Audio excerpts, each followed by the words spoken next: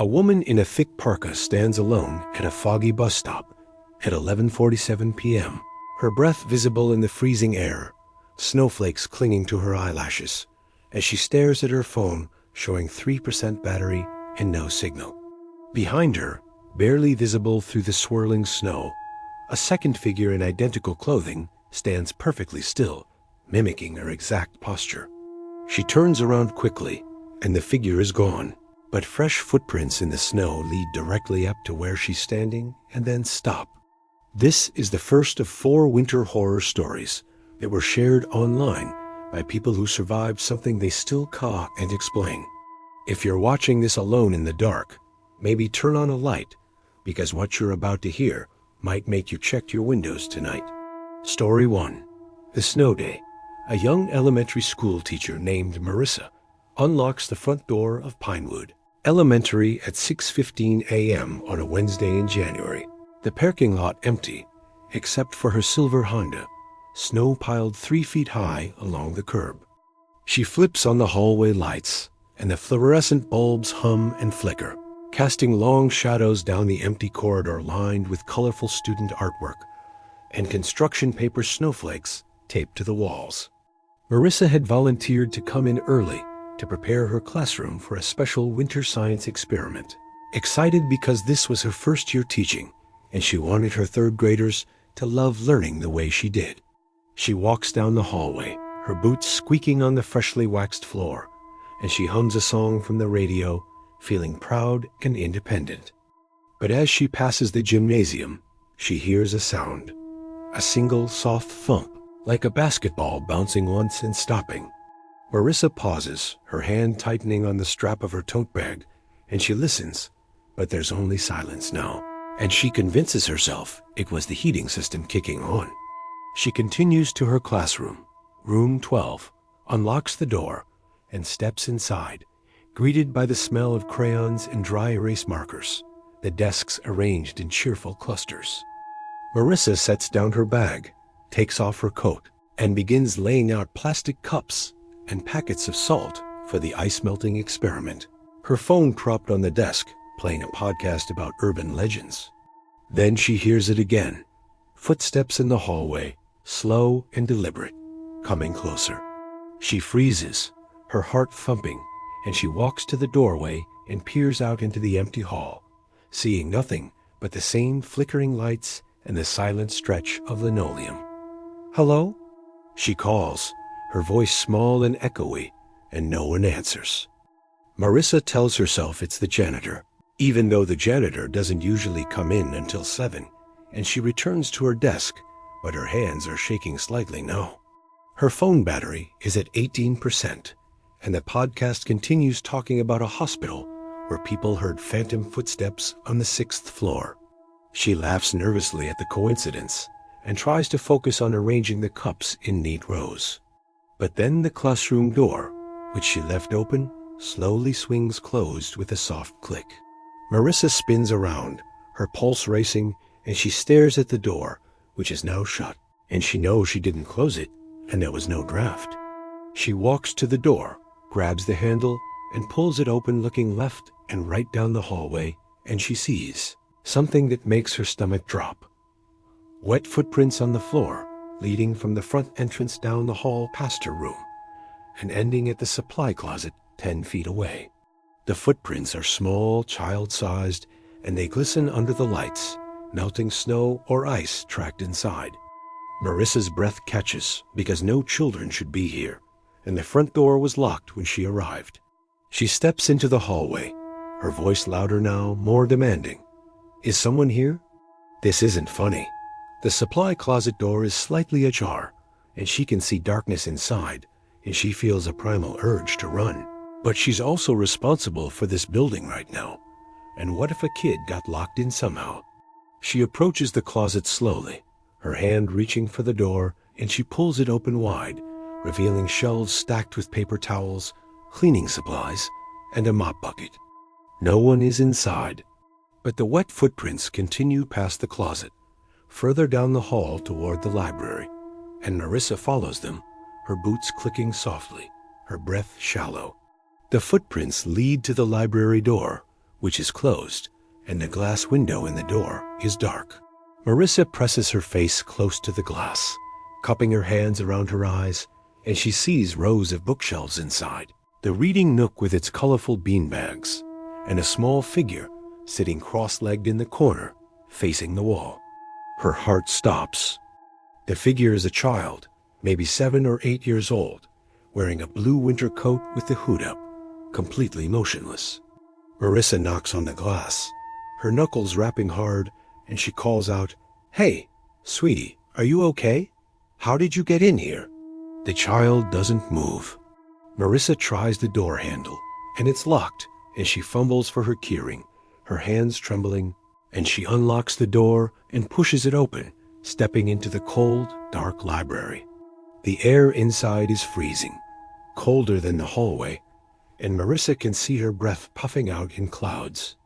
She walks toward the child, her footsteps muffled by the carpet, and she says gently, "Honey, it's okay. I'm a teacher here. Let's get you somewhere warm." She reaches out and touches the child's shoulder, and the fabric is stiff, frozen solid, like touching a mannequin.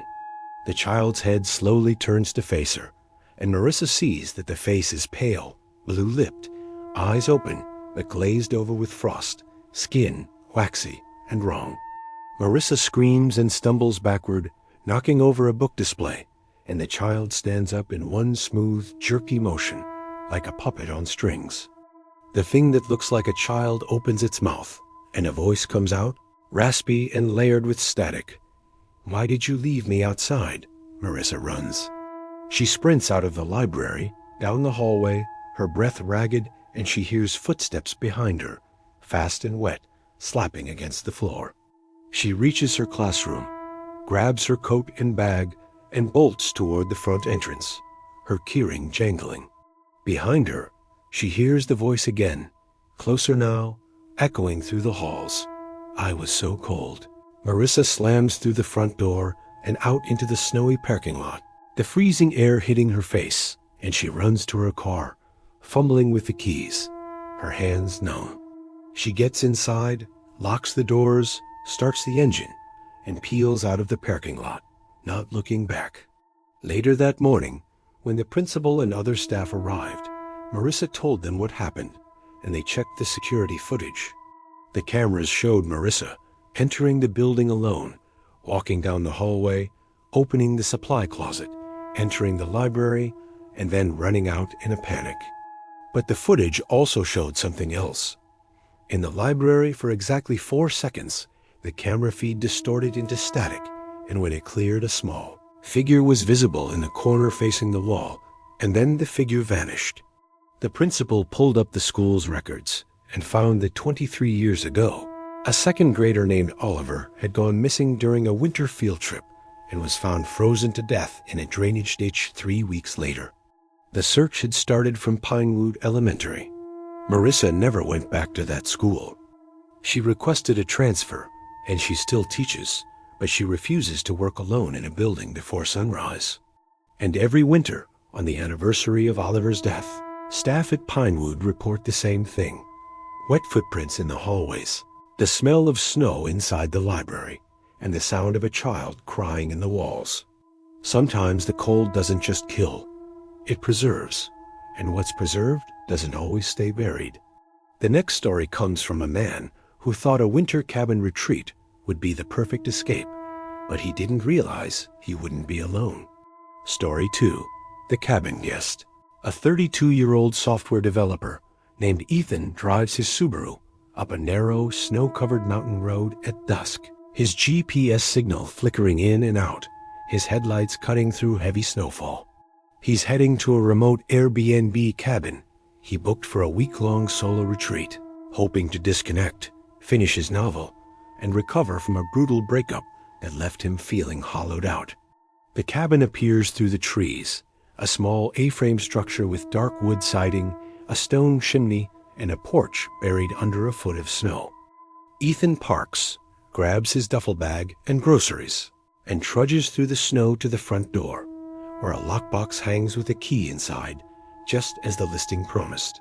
He unlocks the door and steps inside, Greeted by the smell of cedar and dust, the interior cozy but dim, with a wood-burning stove, a kitchenette, a loft bed, and large windows overlooking the forest. Ethan sets down his bags, turns on the lights, and checks his phone.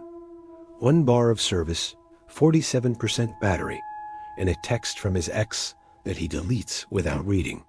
He starts a fire in the stove, heats up soup, and settles onto the couch with his laptop, feeling the tension in his shoulders start to ease. Outside, the wind howls and snow batters the windows, and Ethan feels a deep, satisfying isolation, like the world has disappeared and left him in peace. But around midnight, as he's typing in the loft, he hears a sound from downstairs, the front door creaking open. Ethan's fingers freeze on the keyboard, and he listens, heart pounding, and he hears footsteps, slow and heavy, crossing the floor below. He creeps to the edge of the loft and peers down, and he sees a figure standing in the doorway, snow-covered, wearing a thick parka and a ski mask, just standing there, silent. Ethan's throat tightens, and he whispers, "Who the hell are you?" The figure doesn't respond, doesn't move, and Ethan's mind races. Did he lock the door? Is this the owner? A squatter? He climbs down the loft ladder, his legs shaking, and he grabs a poker from beside the stove, holding it like a weapon. "Get out," Ethan says, his voice stronger now. "I'm calling the police." The figure tilts its head slowly, and then it turns and walks back out the door, disappearing into the storm. Ethan rushes to the door, slams it shut, and locks it, his hands trembling, and he drags a chair in front of it for good measure. He pulls out his phone, but there's no service now, and he checks every window, every lock, and he convinces himself it was some confused hiker or a drunk local. He doesn't sleep that night. At dawn, Ethan opens the door to check outside, and he sees footprints in the snow leading from the forest to the cabin and then back into the trees. But the footprints only go one direction, toward the cabin. There are no footprints leading away. Ethan's stomach turns, and he tells himself the snow must have covered them, even though it stopped snowing hours ago. He spends the day trying to work, but he's jumpy, checking the windows every few minutes, and he considers leaving, but the road down the mountain is icy and dangerous, and his car doesn't have chains. That night, Ethan barricades the door again, keeps the fire roaring, and sits on the couch with the poker beside him, his laptop open to a true crime subreddit where he types, "Is it normal for Airbnb cabins to have random visitors?" At 2:37 a.m., he hears it again, the door creaking open. This time, Ethan doesn't hesitate. He jumps up, grabs the poker, and shouts, "I have a weapon. Get out now." The figure is standing in the doorway again. Same parka, same ski mask, but this time it's holding something. A rusted hatchet dangling from one gloved hand. Ethan's blood turns to ice. The figure steps inside, and Ethan swings the poker, but the figure moves faster, grabbing his wrist and twisting it, and Ethan screams in pain and drops the poker. He stumbles backward, and the figure follows, slow and methodical, and Ethan scrambles up the loft ladder, his mind blank with panic. He reaches the loft, grabs his phone, and sees 1 bar of service flickering on and off, and he dials 911, his hands shaking. The call connects, and a dispatcher answers, "911, what's your emergency?" Ethan whispers frantically, "There's someone in my cabin. He has a hatchet. Please send help. I'm at..." And the call drops. Below, the figure stands at the base of the ladder, looking up, and then it starts to climb. Ethan looks around desperately, and he sees the loft window, small and frosted over, and he shoves it open, cold air blasting in. He squeezes through the window and drops onto the snowy roof, his feet slipping, and he slides down and crashes into a snowbank, the impact knocking the wind out of him. Behind him, he hears the cabin door slam open, and he sees the figure emerge, hatchet in hand, moving through the snow with impossible speed. Ethan runs harder, branches whipping his face, his feet numb and bleeding, and he doesn't know where he's going, only that he has to get away. He trips over a buried log and falls hard, his face pressing into the snow, and he rolls over, expecting to see the figure standing over him. But there's nothing. The forest is silent. Ethan lies there, shivering violently, and after a long moment, he gets up and limps back toward the cabin, following his own tracks. When he reaches the clearing, the cabin is dark, the door closed, and his car is still parked outside. He approaches cautiously, finds his keys in the snow where he dropped them, and gets into his car, locking the doors. He starts the engine, and the dashboard clock reads 4:12 a.m., and he drives down the mountain in the dark, not stopping until he reaches a gas station 30 miles away.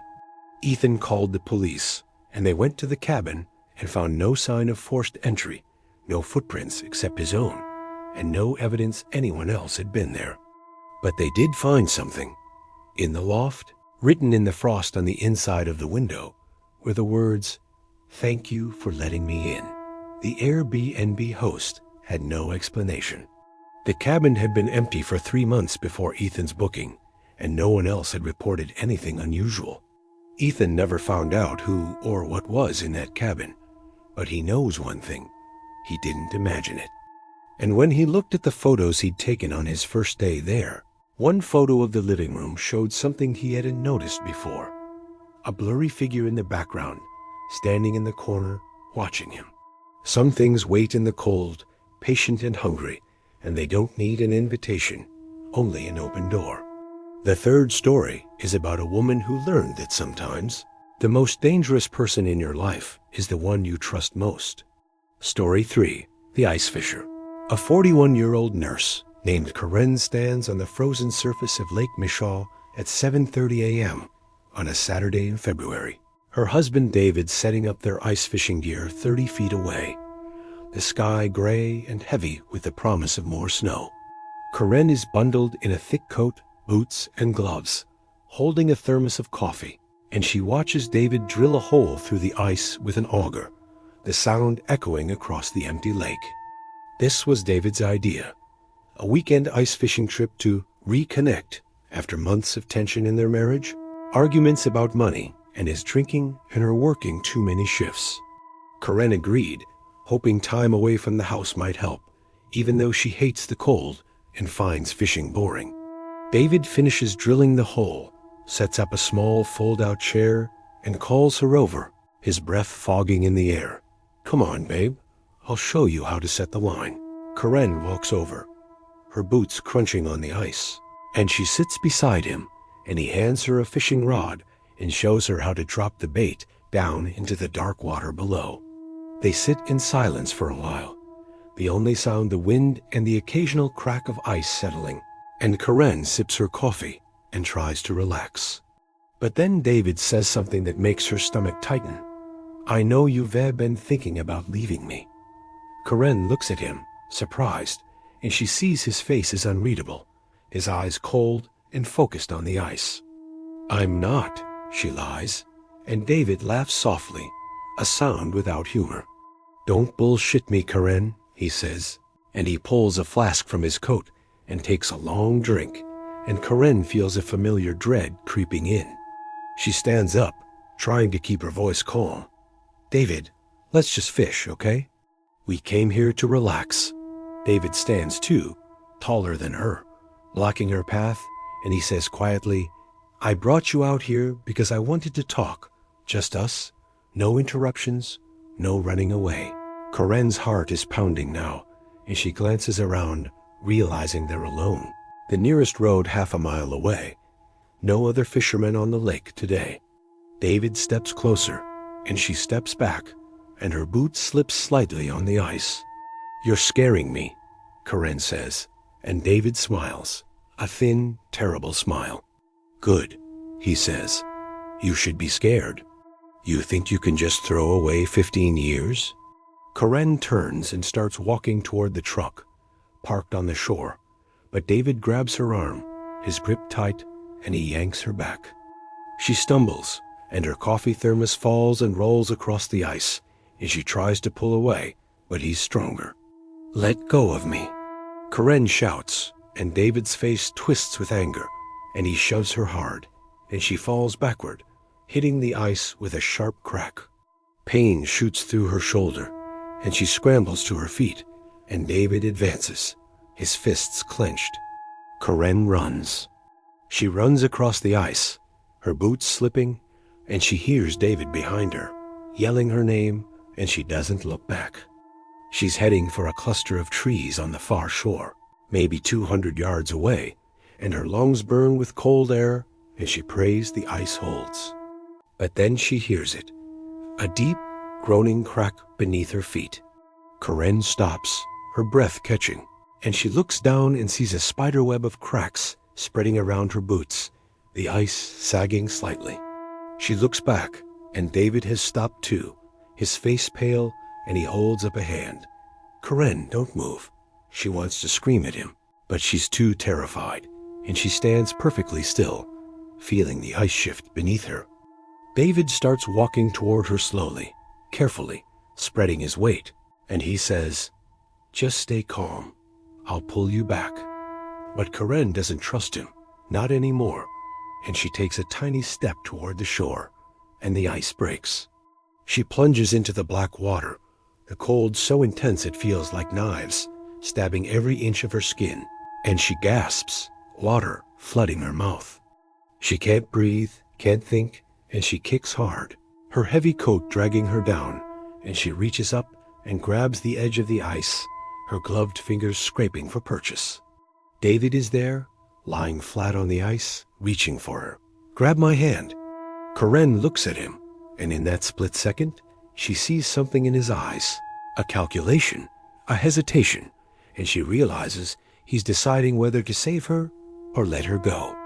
She grabs his hand, and he pulls, but weakly, and she slips back, and the current under the ice is pulling her sideways. Karen screams, "Pull me up!" And David pulls again, harder this time, and he drags her halfway out, her torso on the ice, her legs still in the water. She's shaking violently, her teeth chattering, and David says, "You have to help me. Push with your legs." Karen kicks, and she hauls herself onto the ice, and she lies there, gasping, soaked and freezing, and David stands up and backs away. "I saved you," he says, and his voice is strange, distant, and Karen realizes she's not out of danger yet. She gets to her feet, her body numb, and she staggers toward the shore, and David doesn't follow, just watches her go. Karen reaches the truck, her keys in her coat pocket, and she gets inside, starts the engine, and cranks the heat, her whole body convulsing with cold. She drives away, leaving David standing alone on the ice, and she doesn't stop until she reaches a hospital. The doctors treated her for hypothermia, and the police questioned her, and she told them everything. David claimed it was an accident, that he tried to save her, and there was no physical evidence to prove otherwise. Karen filed for divorce, and she moved to a different state, and she never saw David again. But she still has nightmares about the lake, about the look in his eyes, and she knows the truth. David brought her out there to make a choice, and he almost chose wrong. And sometimes, late at night, she wonders what would have happened if she hadn't grabbed the ice in time, and whether anyone would have believed it was an accident. The cold can kill you in minutes, but the cruelty of another person can haunt you forever. The final story is about a group of friends who made a dare on the coldest night of the year, and only one of them came back. Story 4. The Frozen Game. 4 college students, 2 guys, and 2 girls stand outside an abandoned ski lodge at 11 p.m. on New Year's Eve. The temperature -12 degrees, their breath rising in thick clouds as they pass around a bottle of cheap whiskey. The lodge, known locally as Coldridge Resort, has been closed for 8 years after a chairlift accident killed 2 people, and it's become a popular spot for urban explorers and ghost hunters. The group, Tyler, Becca, Marcus, and Jean, decided to ring in the new year by spending the night inside, filming the whole thing for their YouTube channel, which has maybe 300 subscribers. Tyler, the self-appointed leader, holds up his phone, recording a shaky selfie video. All right, guys, it's officially midnight in like an hour, and we're about to enter the most haunted ski lodge in the state. Wish us luck. Becca, his girlfriend, shivers beside him, her face pale under her knit hat. This is such a bad idea.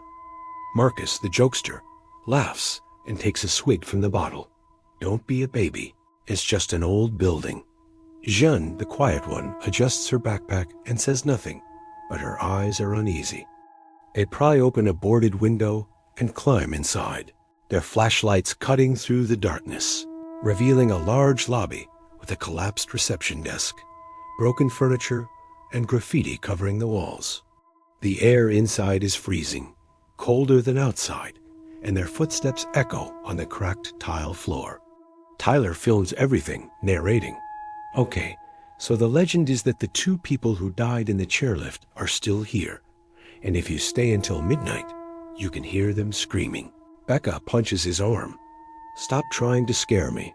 They explore the lodge, moving through a dining hall with overturned tables, a kitchen with rusted appliances, and a hallway lined with employee lockers, some hanging open, others padlocked shut. Marcus dares Jeanne to open one of the locked lockers, and she picks up a crowbar from the floor and pries it open, the metal groaning, and inside they find a winter coat. Name tag still pinned to the chest, Rachel. Jeanne holds it up, and Tyler zooms in with his phone. Yo, this is creepy. Someone left their whole uniform. They move upstairs to the guest rooms, and Becca opens one door and finds a room with a bed still made, a suitcase on the floor, and a frost-covered window looking out over the dark mountain. Someone was staying here when it closed, Becca says, her voice uneasy, and Marcus makes a ghost sound, and she punches him again. At 11:40 p.m., they gather in the main lobby, sitting in a circle, and Tyler proposes a game. Let's do a seance. Try to contact the spirits. Jeanne rolls her eyes. That's not how seances work. Just play along, Tyler says, and they join hands, and he starts speaking in a mock-serious voice. Spirits of Coldridge, if you're here, give us a sign. Nothing happens. They sit in silence, and Marcus starts to laugh, and Becca tells him to shut up, and then they hear it, a loud metallic clang from somewhere above them, like a door slamming. Everyone freezes. Tyler points his flashlight toward the staircase. What was that? No one answers. Marcus stands up, trying to play it cool. Probably just the wind, but there's another sound now. Footsteps, slow and deliberate, coming from the second floor. Jeanne's face goes pale. We need to leave. Tyler shakes his head, grinning nervously, still filming. No way. This is perfect content. Come on. The footsteps continue, moving down the hallway above them, and then they stop, directly above where the group is sitting. Becca grabs Tyler's arm. I'm not kidding, we're leaving. But before they can move, the lights flicker on. The entire lodge lights up, the overhead fluorescents buzzing to life, and the group stares in shock because the power has been cut for 8 years. Tyler's voice is shaky now. That's not possible. And then the PA system crackles, and a voice, distorted and layered with static, echoes through the building. Welcome to Coldridge Resort, Jeanne screams. They run. They sprint for the window they came through, but when they reach it, it's sealed shut, the boards nailed back in place from the outside. Marcus yanks on the boards, his hands bleeding. Who did this? Tyler tries the front door, but it's locked, rusted solid, and he slams his shoulder against it, but it doesn't budge. Becca is crying now, and Jeanne is frantically trying to call 911, but there's no signal. The voice on the PA speaks again. Guests are required to stay for the full experience. The lights flicker and go out, plunging them back into darkness, and they hear footsteps again, this time on the stairs, coming down. Tyler shines his flashlight toward the staircase, and they see a figure descending, tall and thin, wearing a ski patrol uniform, face hidden in shadow. The figure reaches the bottom of the stairs and stops, and then it raises one arm and points at them. Marcus breaks first. He runs toward the back hallway, and the others follow, their flashlights bouncing wildly. They reach the kitchen and barricade the door with a metal shelf, and they huddle in the corner, breathing hard. Jean whispers, "What the hell is that thing?" Tyler doesn't answer. He's reviewing the footage on his phone, and his hands are shaking, and he shows them the screen. In the last clip, when the figure pointed at them, the camera caught its face, and it's not a face at all, just a smooth, white, featureless surface. Becca sobs, and Marcus punches the wall. This isn't real. This isn't real. But then they hear scratching on the door, slow and rhythmic, like fingernails on metal. The door shakes, and the barricade starts to slide, and the scratching gets louder, faster. Tyler grabs a kitchen knife from a drawer, and Marcus finds a rusted pipe, and they prepare to fight. But Jung grabs Tyler's arm and points to a small window above the sink, barely big enough to fit through. They shove the window open, and Jung climbs out first, dropping into the snow, and Becca follows, and then Marcus. Tyler is last, and as he's squeezing through, the door bursts open, and the figure is there, moving toward him with impossible speed. Tyler falls through the window and lands hard, and the group runs into the forest, not looking back. They run for what feels like hours, the cold burning their lungs. And finally, they reach the road and flag down a passing car. The driver, an old man, takes them to the nearest police station, and they tell the officers everything. The police went to the lodge the next day, and they found no signs of forced entry, no footprints in the snow except the group's own, and the power was still disconnected. But they did find Tyler's phone left behind in the kitchen, and when they reviewed the footage, the last video showed something the group hadn't seen. After Tyler fell through the window, the figure stood at the window and waved. Tyler, Becca, and Marcus all moved on, but John never recovered. She dropped out of school, stopped talking to her friends, and spent months in therapy. And every year on New Year's Eve, she gets the same text message from an unknown number. Welcome back. The lodge is still standing, still abandoned, and every winter, new explorers go inside, and most of them come out. But some don't. And if you ever find yourself driving past Coldridge Resort on a cold winter night, don't stop.